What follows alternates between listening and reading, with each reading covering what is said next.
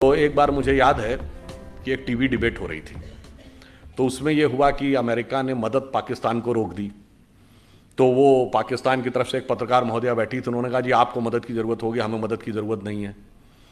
तो हमने कहा जी हम अमेरिका से क्या लेते हैं ये इंपॉर्टेंट नहीं है, हम अमेरिका को क्या देते हैं।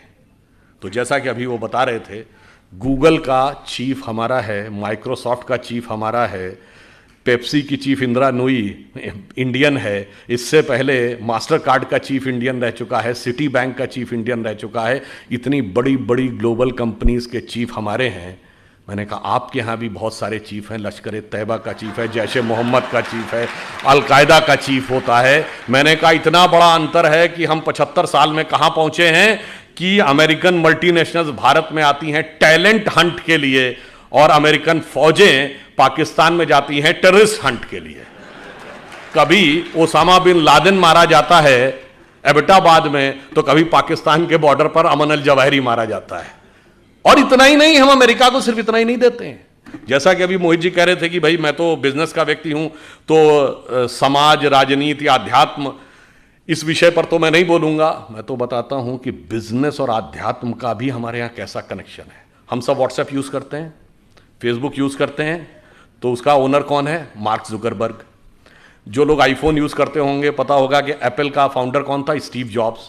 अब ये मार्क जुकरबर्ग ने खुद कहा कि एप्पल के फाउंडर स्टीव जॉब्स ने उनसे कहा था कि अगर जिंदगी में कभी इतना बुरा वक्त आ जाए कि तुम्हें लगे कि तुम्हारा कॉन्फिडेंस ही खत्म हो गया है, पूरी तरीके से हताश हो गए हो, तो ऐसा करना, भारत में जाना, वहां नैनीताल जिले में कैची में नीम करोरी बाबा का एक आश्रम है, वहां जाके तुम्हें एक नई ऊर्जा मिलेगी। और मार्क जुकरबर्ग ने कहा कि मैं आया, वो दौर जब आया और मुझे एक नया कॉन्फिडेंस मिला और जाके फिर मैंने नए सिरे से यह रचना प्रारंभ की। तो हम बिजनेस के साथ साथ हम यह भी देते हैं, तभी हमने कहा कि हम सोने की चिड़िया के साथ साथ जगत गुरु भी बनेंगे, यही हमारा भवितव्य है। परंतु इस अमृत काल से पहले हमें यह भी समझना होगा कि अमृत तो बाद में आता है, सागर मंथन में विष पहले आता है। बहुत सारा विष हमारे दिमागों में भरा हुआ है। जो अभी उल्लेख किया गया कि प्रधानमंत्री जी ने 5 प्रण कहे, तो पहला प्रण क्या था कि हमें विकसित राष्ट्र बनना। अब छोटी मोटी बात नहीं सोचनी, जिसके विषय मैंने बताया। दूसरा प्रण क्या था? गुलामी की हर चीज को छोड़ना है। और यह बात उन्होंने ऐसे ही नहीं कही। नॉर्मली सरकारें आती हैं, वो कहती हैं हमने इतने नए नियम और बना दिए। हमारी सरकार ने पिछले 8 साल में 1500 से लेकर 1800 पुराने नियम समाप्त कर दिए, जिनकी कोई जरूरत नहीं थी। और कैसे कैसे नियम? एक बार अमित शाह जी ने मुझे बताया कि जब वो गुजरात के गृह मंत्री थे, तो 1965 के युद्ध के समय क्या होता था कि पाकिस्तान अपनी तरफ से गुब्बारों के द्वारा कुछ पैम्फलेट्स भारतीय क्षेत्र में छोड़ देता था। उनका कहना था 2001 तक उसकी रिपोर्ट बन के आती थी कि इस हफ्ते कोई गुब्बारा या उसके द्वारा कोई पैम्फलेट भारत के क्षेत्र में नहीं लाया गया, और उसके लिए भी ड्यूटी लगी रहती थी। ये उदाहरण है कि कितने रिडंडेंट यानी कालबाह्य नियम भी थे, उन सबको समाप्त किया। उसके बाद आगे बढ़े तो जो पुरानी चीजें हैं, रिडंडेंट हो गई हैं, उनको समाप्त करने की भी जरूरत थी। पर हमारे मन में विष कैसे भरा रहता है, मैं आपको एक उदाहरण देना चाहता हूं आप ही के क्षेत्र से। यहां अहिल्याबाई होलकर जी का पुण्य स्थान है। आपने अहिल्याबाई जी का नाम किसके नाम पे पढ़ा? अहिल्या जी के नाम पे पढ़ा। हम सब ने वो कहानी सुनी।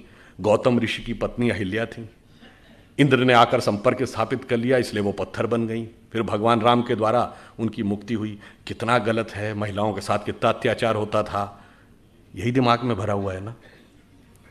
पर आप में से किसी ने कभी ध्यान दिया कि अहिल्या शब्द और गौतम शब्द और राम शब्द का अर्थ क्या है? अहिल्या का अर्थ होता है जिसे हिलाया ना जा सके।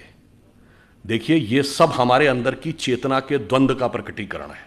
क्योंकि जब भगवान जन्म लेते हैं तो केवल एक सामान्य, उसके लिए लीला क्यों कहते हैं? वो एक एक जून के जीवन की घटना हमारे अंदर की चेतना का एक प्रकटीकरण है।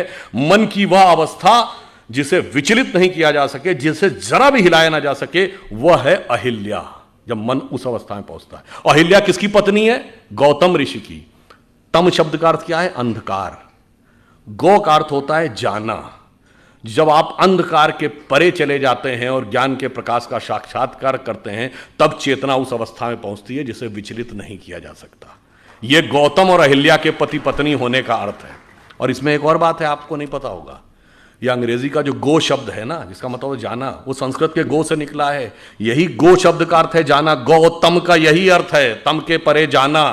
10 बार आया है रामचरितमानस में, गो गोचर लग जा मन जाई तो जानो माया भरमाई। मगर हमारे दिमाग में भरा है कि गो अंग्रेजी का शब्द है। हमारे यहां गोचर, ग्रहों की गति को गोचर कहते हैं ना। आज का गोचर, ज्योतिषी से पूछे, कहता आज का गोचर, ये सब गो शब्द जाने से बना है। अब इंद्र कौन है? इंद्र शब्द का अर्थ जानते क्या है? बहुत बार हम लोगों ने सुना, खूब हमारे यहाँ कहानियों में है कि जैसे ही कोई एक ऋषि तपस्या करने लगा तो इंद्र ने जो है अपना अप्सराएं भेजकर उसकी तपस्या भंग करने का प्रयास किया, क्योंकि इंद्र का आसन डोलने लगा। इसका क्या अर्थ है? इंद्र शब्द का अर्थ जानते क्या है? आपने ईंधन वर्ड सुना है? फ्यूल के लिए यूज होता है, सोर्स ऑफ एनर्जी। ये ईंधन शब्द इंद्रन शब्द का अपभ्रंश है। इंद्रिय शब्द इंद्र से निकला है। हमारी सारी सांसारिक इंद्रियों की जो सोर्स एनर्जी है, दैट इज इंद्र। और जब कोई तपस्या करता है तो इसका अर्थ क्या हुआ? वो इंद्रियों को कंट्रोल करने की कोशिश करता है, तो इंद्र का आसन डोलता है, यानी इंद्रियों की सत्ता कमजोर पड़ती है। तो बाय लॉ ऑफ इनर्शिया इंद्रियां सबसे ज्यादा तेजी से उसके ऊपर इनर्शिया बैक फोर्स मारती हैं। और वो सबसे ज्यादा किस पे मारेंगी? मानसिक रूप से मानेंगे, कि मन सबसे प्रबल इंद्रिय है। इसीलिए कभी आपने ध्यान ही नहीं दिया होगा कि अप्सराओं के नाम क्या? मेनका, जहां पर मन एकाग्र हो, उर्वशी, हृदय को वश में करने वाली। ये सब प्रवृत्तियां हैं जो जाकर हमारे मन पर अटैक करती हैं। तो जैसे ही इंद्रियों की शक्ति, जब आप अंधकार के परे चले गए और उसे विचलित नहीं किया जा सकता था, यदि इंद्रियों की शक्ति के प्रभाव में आ गए तो क्या हुआ? पत्थर का क्या हुआ? चेतना शक्ति का लोप हो गया। आप पदार्थ यानी सांसारिक शक्ति के रूप में रह गए। जो आध्यात्मिक चेतना थी वो चली गई।